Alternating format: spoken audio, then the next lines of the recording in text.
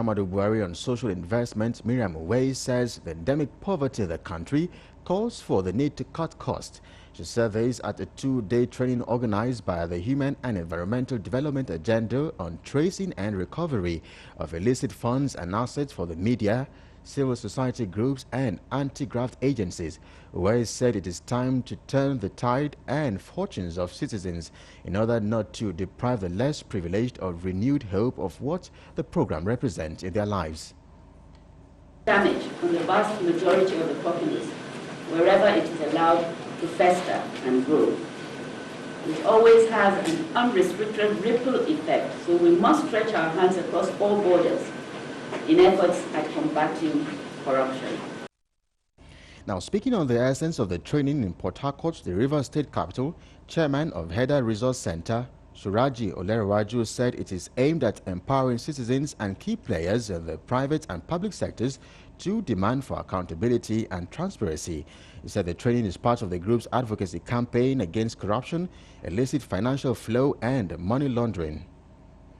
Start a process of engaging citizens to take ownership of the process of not only the fight against corruption, but also the recovery of stolen and illicit assets.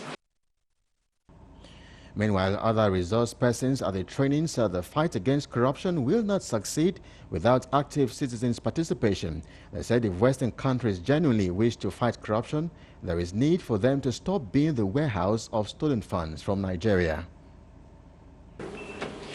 On citizens taking their responsibility.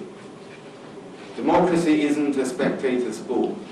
Anti-corruption isn't something for spectators. Businesses and professionals who have assisted these individuals in question to disguise and ultimately to launder the proceeds of their money. Identify them and expose them.